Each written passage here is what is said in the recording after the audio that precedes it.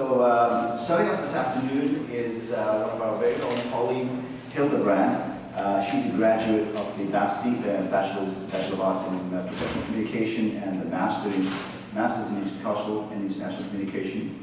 Last year, Pauline traveled to Gulu, Uganda, as part of the Students Development Program. This is a CEDA Internship Program, to work in Gulu. She went there with a very profound sort of question, and that's, what would you like to see change in your community?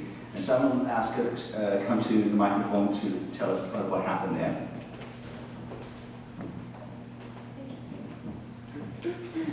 So as Debbie mentioned, I traveled to Gulu, which is the northern part of Uganda, which is about 2 hours south of what is now South Sudan. So I got to partake in a thesis project, which is here on the screen. So I just wanted to share with you, it's a really visual presentation that kind of will show you a different way of explaining the information rather than me stand up here and talking the entire time. But basically what happened was I traveled to some of the former internally displaced persons camps, and I asked them where they wanted to see change in their community, whether it was positive, negative, indifferent, how it was working with the NGO, with Caritas, and that was all thanks to the Students for Development program.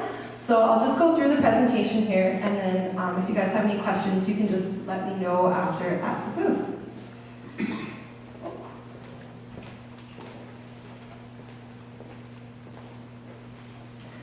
So as Debbie mentioned, my first slide was just, I sought out to hear what the people of Uganda had to say. So my intentions were really broad. So with my master's program, I was able to do kind of whatever I wanted. So what I decided was a Photo Voice project, which is participatory action research. So what that means is I took 7 cameras with me, and I taught people in the local community how to use them, and said, use this as your eyes, tell me your story without any language barriers, and show me your world. So this is the first one that the community identified was one of their biggest problems, and basically this is the main access road. So as you can see, it's completely deteriorating, but there's no way to get to hospitals or schools or any sort of treatment without actually traveling through these roads, and this was the main one in that community. So that was one of the issues that they identified. And then again, the problem with the road system there was in Nuea sub-county. So for this one, I believe you were about 16 miles walking or riding a bike in the hot sun unless you had transport in order to get anywhere that you needed to go. Another issue that they identified was their access to water. So with this one, this was the main water source for 2 communities within a 6-mile radius of themselves, and so that was their water source during the dry season. And then this was another water source as well, and so this was both for, this was mostly for livestock, but also during the dry season it'd also be where the community would come to get their water as well. And then another one that they identified was lack of education and the lack of actual structure. So here we're really lucky because we have structures and schools and places where, as you can hear, it's nice and quiet. So if you could just imagine trying to learn outside under a mango tree with chickens and goats and people passing by all the time and your level of concentration. And one of the reasons why it was so important was as soon as you started at a young age, if you don't have that right away, they felt like they had no future. And then this one was their access to healthcare. So this is a photograph that they took. They wanted to reenact what it was like for a pregnant woman to travel to the hospital. And again, it would be anywhere from 5 to 20 miles to the nearest one. So they had identified that issue mostly because the healthcare systems would, there's just a lack of access to everything. And this was one in Liqui, and this one was particularly interesting because this is an empty hospital that another NGO built, but because they don't have the staff, they don't have nurses, it's actually just a big empty building.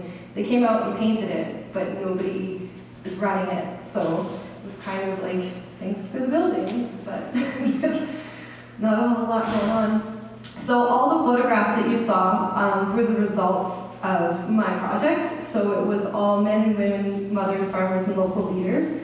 All the researchers also gave full and informed consent of their photographs to be shared today. And they're thrilled at the opportunities for other people to see their point of view. And I just wanted to share a few of the quotations that why things are so important to the community surrounding the Gulu district.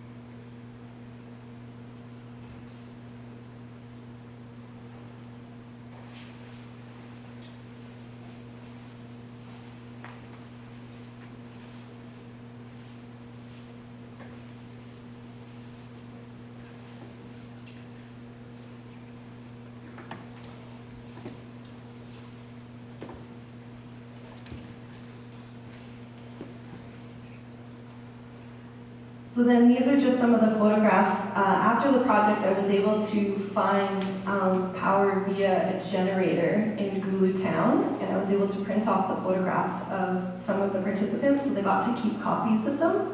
So this was the group that we got to share in front of all of the community members, their identification of their issues. So that one was in Lukui at the hospital, and then this one was in Nuaya. And then this one was in a place called Odakanam, but unfortunately they were so far up there that some of the community members are not in that actual photograph as well. So just to sum everything up, I got an opportunity to do this research project as well as an internship. So I was also working with the community under their relief and rehabilitation program, teaching basic agricultural practices to farmers so that they could resettle their communities. So I was kind of doing both what I wanted for school and as well as helping out the local community as well. So those are just some of the opportunities that I had in Uganda. And again, if you have any questions at all, please just let me know.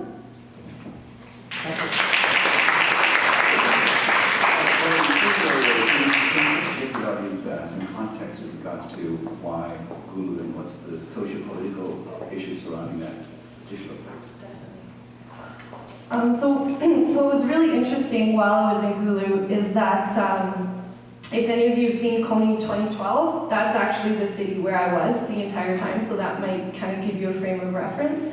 What happened was in Gulu district, there was a 26-year war with the Lord's Resistance Army.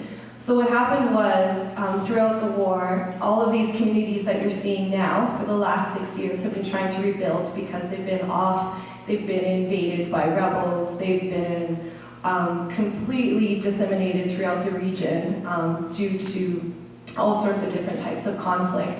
And so what happens is they come back home, and now you have no idea where your land is because the only person that knows it is an elder who's now since passed or killed in the war, or your neighbor has, anyone that knew anything about those areas. So in the former IDP camps, now they're coming back, but in those camps, the situation was extremely devastating. So there would be hundreds and hundreds and hundreds of people getting aid, but they wouldn't be getting what they needed. So there's lots of disease and a lot of waterborne diseases as well as airborne. So now that they're resettling, it's really difficult to try and reopen the lands and get access to boreholes and get access to water. So with the project that I conducted, why it was so important was that NGOs have been working in this region for 6 years, but from a Western perspective. So they're saying, oh, this community needs this, without the community members actually integrating themselves into the projects themselves. So that was the main reason behind why I did what I did, because Caritas was very open into having community members and community leaders teach other ones farming. So I was able to do that, so that might give you a little bit better background.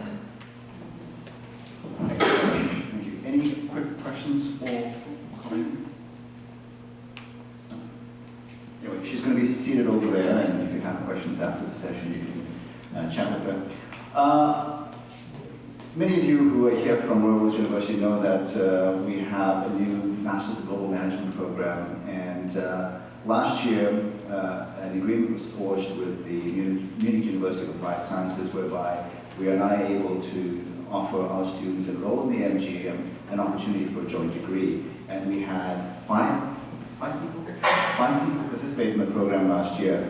And studying abroad is an amazing opportunity if you get that opportunity, because often it immerses you in a new culture, obviously, but most importantly, it allows you to look at pedagogy from a different perspective, from a different cultural perspective. And I think these participants and students hopefully have that opportunity. I want to have them come out here. Mark, Tassi, Jazz, Barrage, and John Conley to tell us about their experience in Munich.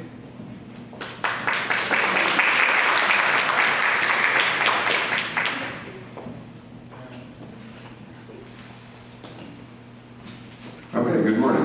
I'm John, this is Mark, and Jazz is hiding behind him over there. We are 3 of the Munich 5, which basically means we were Railroads' guinea pigs for sending people over to Munich for an exchange program. About halfway through our first quarter, we learned there was a possibility to do this. We ended up having to take our exams a week early. We had to rush to get on a plane the next day just to get over there in time to start class. So we were also told that the workload could be crippling, and there's a distinct possibility we could fail and not be able to accomplish this. So why, do you ask, would we volunteer to do this? Well, we each have our own reasons. First, I quite enjoyed the experience of being a Canadian studying with international students here in Canada as part of the MGM program. But seeing them experience life as an international student and being out of their comfort zone, I decided I'd like to be on the flip side of it and go over there and be the international student, be the new person, be the person out of their culture. I'd traveled before internationally, I'd worked abroad, but I'd never been an international student. This is something I wanted to experience. Second, well, it gave me the chance to visit old friends. I'd lived in Europe before, I have friends who were over there, and it gave me the chance to go back and see people. I saw some people I hadn't seen in over a decade. It was just a very good experience to go back over there and to visit places I'd missed in prior travels. Europe, all very close together. There's so many countries over there, there's always somewhere new to visit. In this trip, I added 3 new countries in 1 week.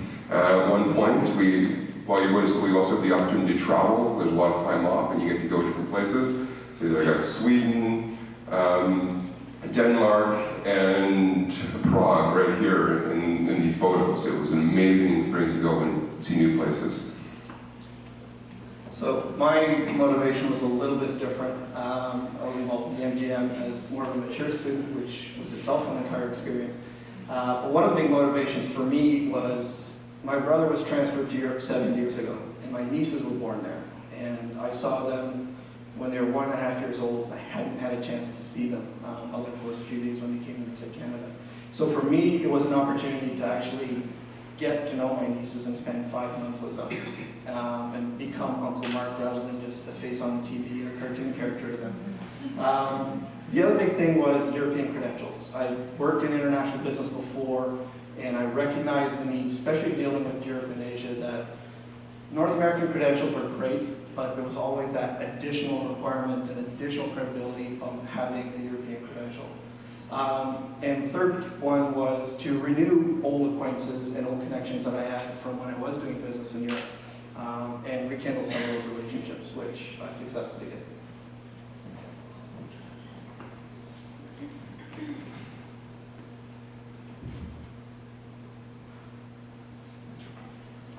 born in Africa. I lived in Africa for 15 years in Nairobi, Kenya. I had a chance to experience the North American lifestyle, the African lifestyle, as well as the Asian lifestyle, because mom and dad are from India. And Europe was one place that I had never really seeped into the culture and learned about. And so that was one main reason, the European culture. The double degree option, coming out with 2 degrees, Master's in Global Management as well as an International Master's of Business Administration was an awesome opportunity, so there's no doubt I'd go for that. And definitely meet new people, see different perspectives, and you know, maybe even find a husband.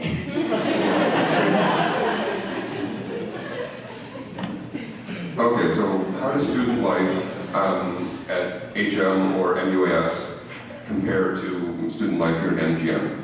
Well, there's a lot more independent nature to students, both in what the students wanted themselves and what the university expected of them. The university really didn't help us that much in signing up, finding our transport passes, finding a place to live, or pretty much any aspect of our student lives.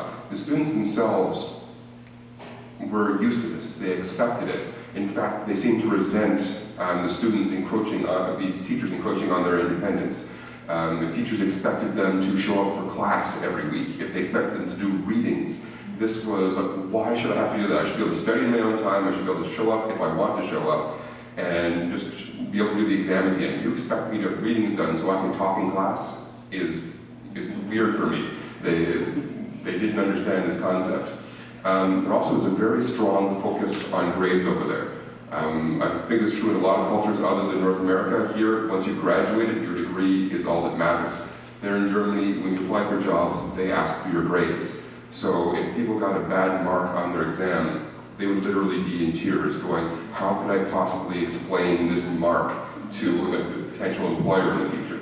It was very odd for me to see a grown man cry over the grade on an exam, but it was accepted, it was normal over there. Language barriers. It was an English program within Germany. The majority of students were German students. They all had a certain proficiency in English, but it was still very difficult for them to participate and to understand in the class. Being able to have a conversation one-on-one is very different than standing in this room and understanding what I'm saying, especially if I'm asking for participation and expecting you to react and the accents change. It could be a German professor speaking in English, it could be a British professor speaking in English, it could be a Canadian professor speaking in English. This was very difficult for everybody to adapt to and change to, and actually it was very hard for the German student to get used to. So, as I said, my experience was a little bit different because according to the German system, there's no such thing as a mature student. If you're over 29 years old, you're not a student, whether you're in school or not. So the whole system, you don't exist. And everyone gets very confused when you're trying to navigate this system as an over 29-year-old. So the process, for example, for them to get their student visas took John and Jazz 3 hours an afternoon in a government office. It took me a month of chasing paper, of getting things done. And I think in the end, they just assumed I was teaching and just gave me a residence permit rather than a student visa. So it's a whole different experience. Royal Roads, the students tend to be older, in their late 20s, early 30s, and especially in the MGM. But in transferring to Germany, most of these students were right out of university of doing their undergrads. So I was in school with kids the age of my daughters, who had just finished university. So that was an adaptation. And an interesting comment was when one night they were going out, which they invited me to go to, they were going to a patio opening. And he said, is it okay if we invite a couple older guys? They're in their 30s, but they're okay. And I'm looking at them going, it's either they think I'm really immature, or somehow I've breached that barrier. So it was an interesting experience going through that. Class participation was also, as John mentioned. Students didn't really engage. They were there waiting to be listened to, listen to professors, but they didn't really want to participate. And us, as 5 Canadians, jumping in and asking questions really rocked the boat and sort of created a new dynamic for what was happening there. And for me, one of the big things was the lack of deliverables. Royal Roads, you're doing 4 or 5 deliverables per semester as you're going through for each class. Germany was based on mostly one final exam, one project, or 2 projects that you went through, lumped in together. To me, that was terrifying, because if you don't do well on that exam, you're pooched. You're marked whatever you get, or you're redoing a course, which means going back to Germany. So that was something that, for me, was a lot of something to adapt to. Yes? In terms of the educational experience, we had lots of times to deliver our assignments, sometimes months, and that provided me a lot of flexibility to look back and just perfect the assignments. Interesting professors. We had professors from Britain. We had Asian professors teaching in Germany and fluent in German, just with a completely different background that we could definitely learn from. Vague guidelines, however. This one is a pro and a con, because you could be a lot more flexible in terms of the final deliverable. However, you wouldn't know what the right answer to the assigned question is, what the wrong one is. Sort of like there's no right answer, a wrong answer. And a very casual dress code. When I went to Royal Roads here, I dressed up like this to class. And so I brought a lot of dress clothes to Germany, and not knowing that everybody else would wear casual outfits, relaxed, comfortable sweaters and whatnot. And so I guess I tried to adapt there. Okay, so now we're going to talk a bit about our overall European experience. In terms of extracurricular activities, well, just the day-to-day life mainly. While here at Royal Roads we have a gym that's free to us as students and we can go to anytime we want, there basically is no gym for the university over there. There's the Olympic Center from when Munich had the Olympics, and apparently you get a student discount, but it's completely out of the way, and apparently it doesn't have the greatest facilities. So we had to go on our own and find the options. Found a very nice one. It was called FitStar. It was a very modern gym. It had multiple locations, and you charged under €20 a month, and we didn't have to sign a contract, which was quite useful. For getting a student pass for the transport, that was weird too, both for the age thing. Like I'm a mature student as well, and I was above the age you'd normally be for being a student. So I think my transport pass was actually a trainee. I'm not sure what I was a trainee of, but it did get me a discount on my transport pass, so I really didn't object. But you had to go through some hoops and get this pass that you had to have on you at all times. If you didn't have the pass on you and you were on the transport, you'd be fined €40. Now, how has Europe changed? Well, I lived in Europe in 2001, 2002. I was there for the changeover to the euro currency, and I did a fair amount of traveling. It was already starting to change since the Eurozone existed, but the East was still the East, and the West was still the West, and it was still very much Europe. It was easy to travel, cheap airlines were the norm, and you could get anywhere relatively cheaply. That's changed quite a bit. Every capital city in Europe has the same shopping street. You walk down it, it has major stores from around the world. It could be here in North America, except for the way people are talking. There really is no different city to city for the major shopping street. In terms of getting around, it's a lot more expensive. The train is no longer as convenient as it used to be. You are now paying for a pass that you hop on, hop off, but even though you bought a Euro pass, you have to pay an extra fee for your reservation, you have to pay an extra fee for the speed trains, you have to pay an extra fee for a seat if you're going overnight. You don't have the option not to take a seat, you've got to pay the extra fees no matter what. And unfortunately, it's just not as convenient as it used to be, except for the fact that you can travel anywhere. It's a lot more open. You don't even have to take your passport with you necessarily, you just pass from border to border. And it's a big open zone. It's just more expensive to get around. Now, beer gardens are a huge part of the European experience. Here as a student, you'd go socialize at a pub.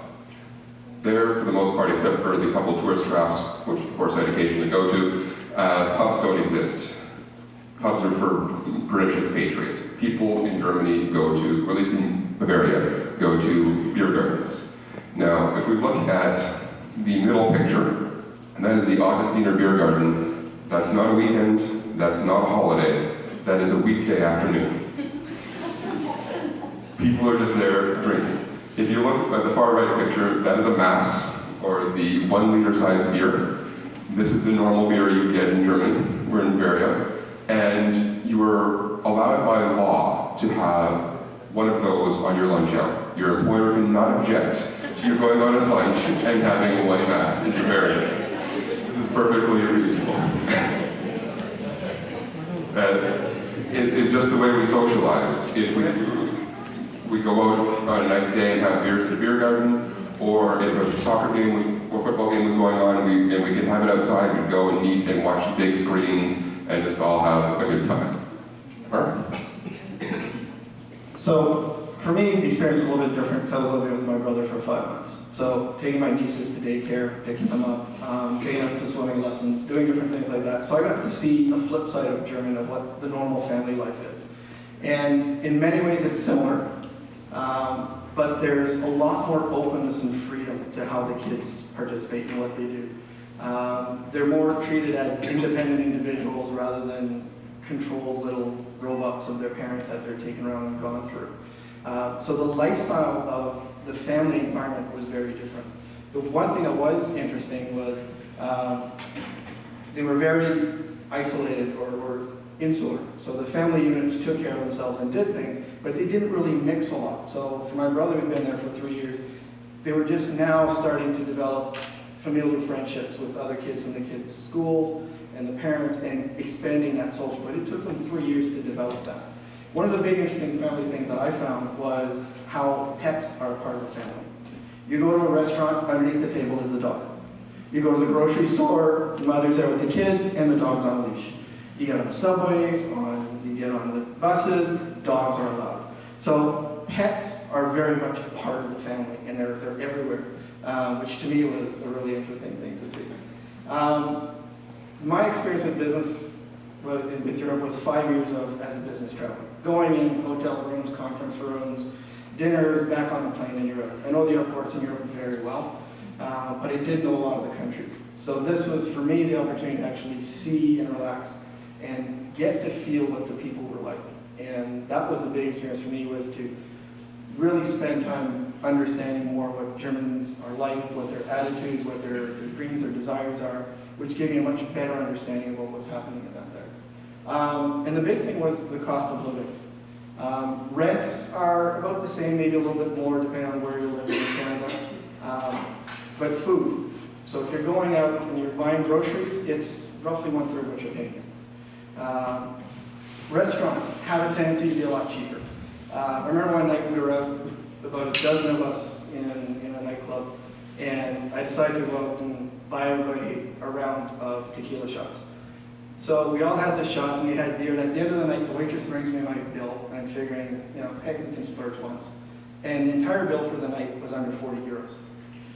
So obviously this happened more than once. So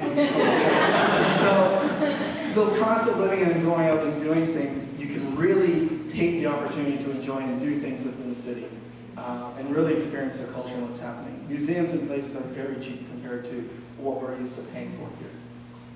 Jess?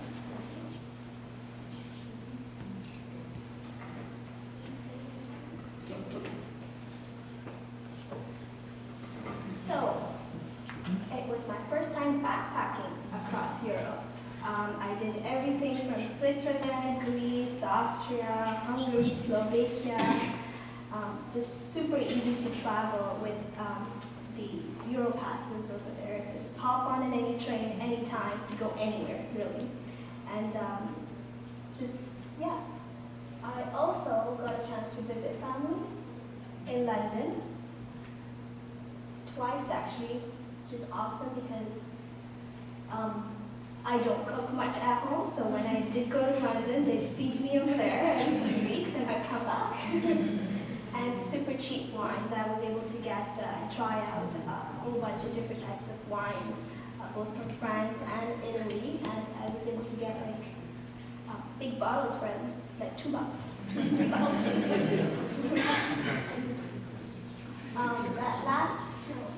The bottom picture on the left was our entrepreneurship course. And this was a multidisciplinary course where engineers were put together with designers as well as business students to come up with a project. So it was very neat to work with people from other faculties and disciplines. I have some pictures of my trip. Overall, we all had an amazing experience at the time of our life. And we really do thank Royal Roads for giving us this opportunity. Thank you.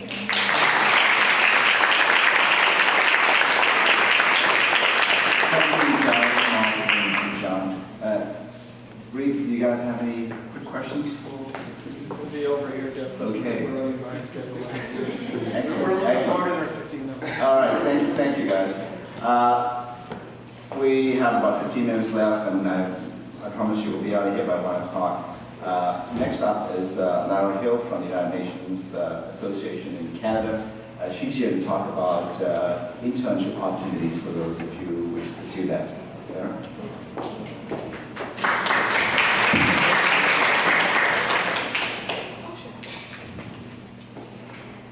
Hi, thank you for having me here today. Is that us on screen? Oops. Perfect. Is this on? Okay. Yes, as Tevi noted, I manage the UN Professional Placements Program with the United Nations Association in Canada. I'll just give you a little briefing on who we are as an organization. We're a non-profit organization. We've been around as long as the UN itself. We operate nationally in Canada, offering a variety of programs, meeting our mandate basically to engage Canadians in the work of the UN and our place as global citizens. So the program that I work on is the Professional Placement Program. It doesn't get any more grassroots than that, than sending young Canadians like yourselves to the UN. The program has been running now for close to 12 years. We've deployed close to 400 Canadians. Many of those alumni now have moved up within the ranks of the UN itself and are now supervisors to our interns. These are some of the countries that they've been placed in. Our newest host organizations are currently with the UNDP in Bhutan, which is a really exciting posting. We've recently partnered with Slovakia. We're constantly growing and expanding our network of hosts with the UN through our personal networks and contacts, and as I noted, a lot are alumni within our own program. The benefits of undertaking a placement such as this is really it acts as a bridge between academia and starting your career. It really gives you an opportunity to gain a competitive edge in the marketplace when you graduate. Some people utilize this program as a means to fulfill their internship placements that are required for their master's degree programs or BA programs.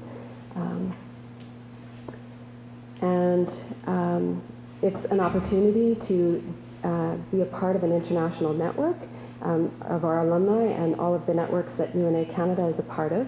Our president and CEO is actually the chair of the board of the World Federation of UNAs internationally. There are over 100 member states of that organization, so we're integrated internationally as well as nationally.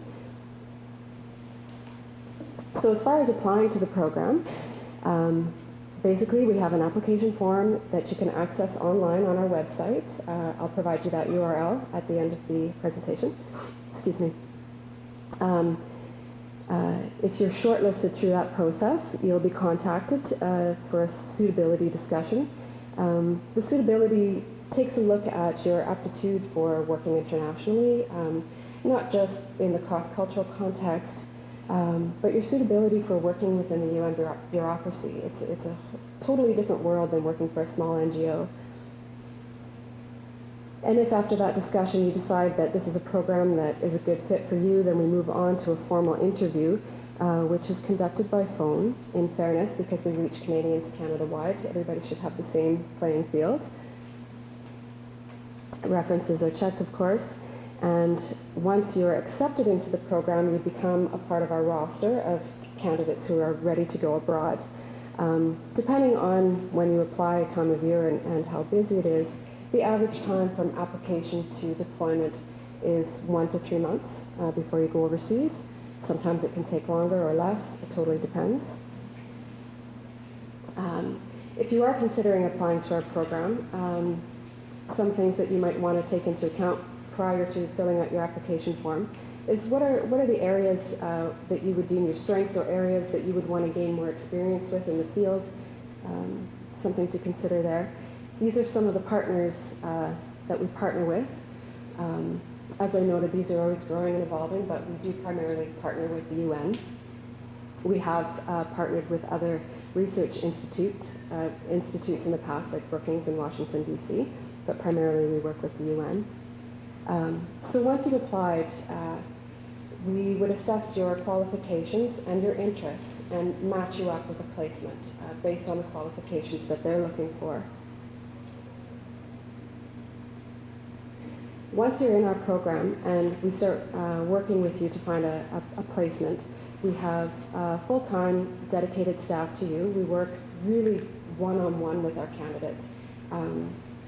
On average, we deploy anywhere from 20 to 30 candidates per year, so it's a very personal relationship that we build with you. We provide a lot of support for you while you're in the field, prior to departure, and even after.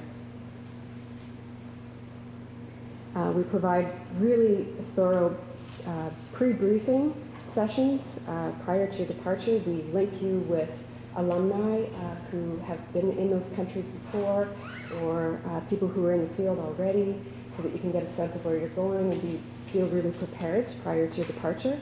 Again, not only just for the cross-cultural context, but to really prepare yourself for hitting the ground running within the UN.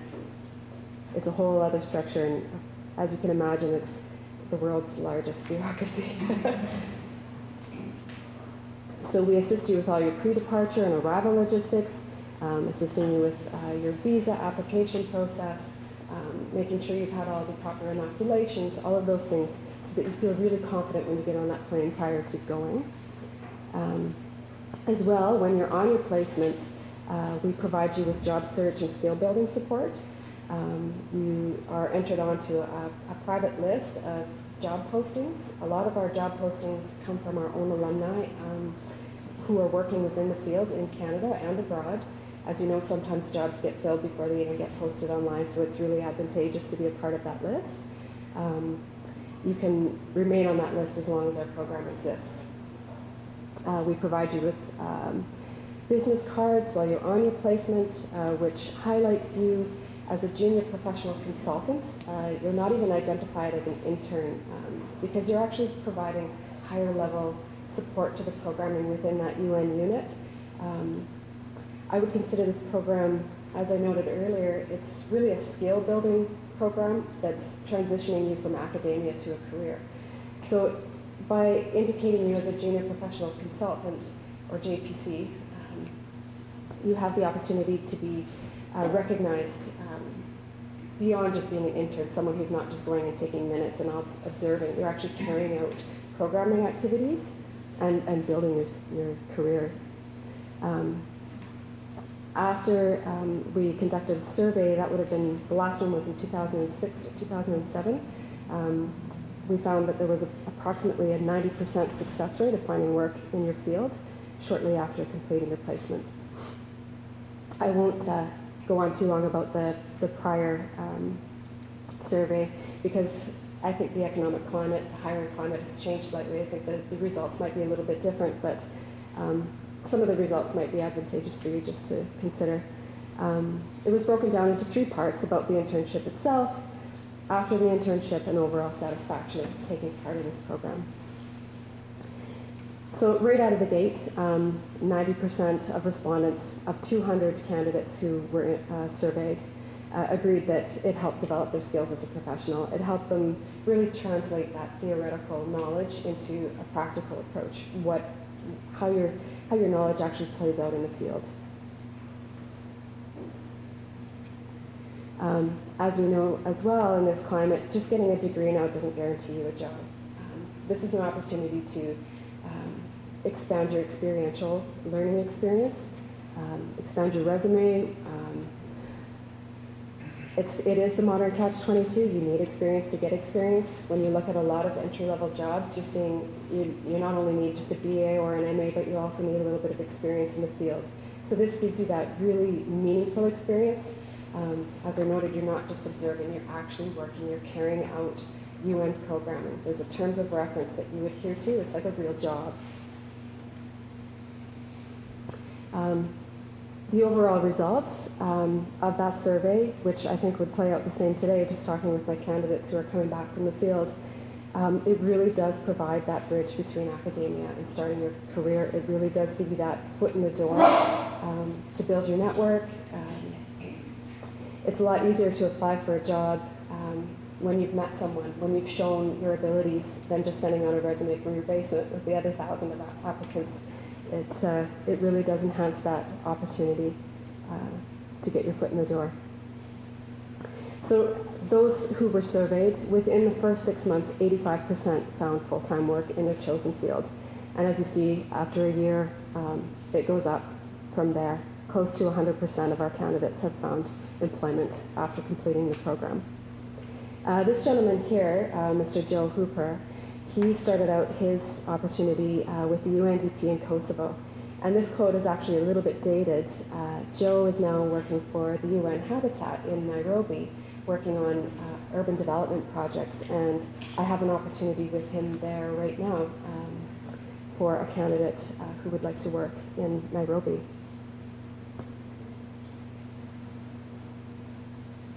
And you're probably aware there are all kinds of programs out there, lots of different internship programs. There are benefits to every different one. I just think it's important just to note people's satisfaction with the experience with our program because we take a lot of pride in the relationships that we build with our candidates. It's a really personal experience. We don't just take your application and send you out to the field and let you fend for yourself. We actually really build a meaningful relationship with you. And that's why 99% of our alumni have said, yeah, we'd like to maintain a relationship with this organization. And so many have, not just as alumni who are now taking candidates, but being involved as members and so on. So just as I noted, it's a great avenue to get your foot in the door and grow your career. So thank you very much for having me here today. I'll be happy to answer some of your questions if there's time. You can follow our blog, Twitter, and our website. Just look for unac.org. Thank you. Yeah. So if you have any questions, I will be seated over there after the session. Just before we go to the final speaker, I just want to remind you, if you, I think if you were here yesterday, I reminded you about the box. We have a lucky draw. If you put your name in the box there, and you have an opportunity to win a prize. And if you are planning to sign up for the intercultural workshop tomorrow, you can still do so. And don't forget, on Friday we have an event here at noon. So up next, our final speaker for the afternoon is Stephanie Lake. She's from Developing World Connections, an organization that coordinates and organizes activities that, in developing countries, I believe. So, Stephanie.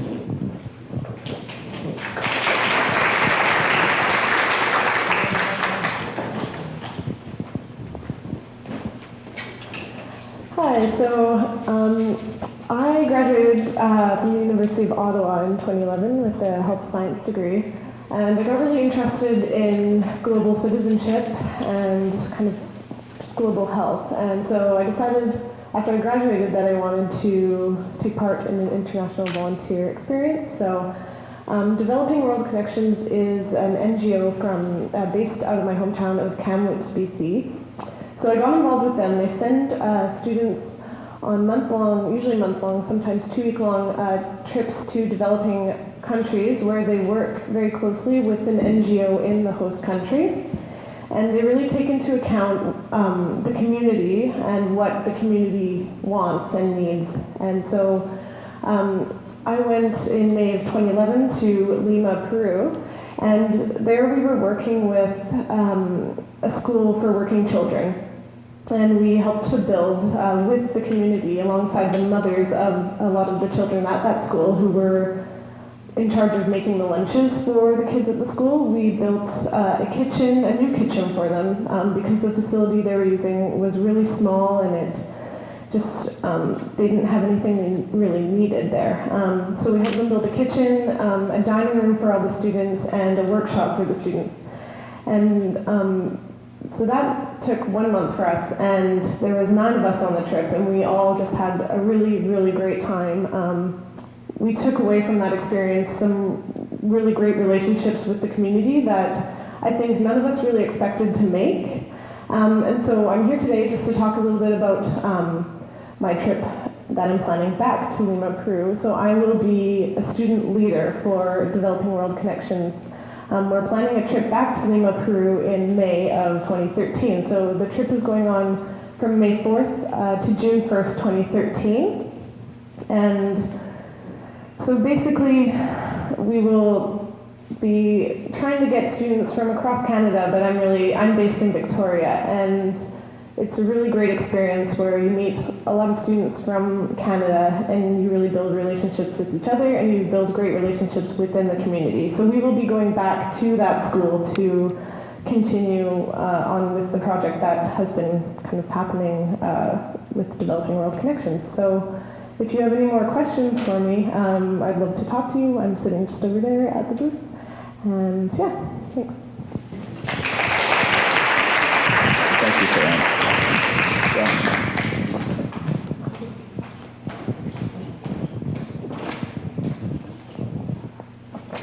May I have the presenters up here? We have a little token of appreciation of your time today. Colleen?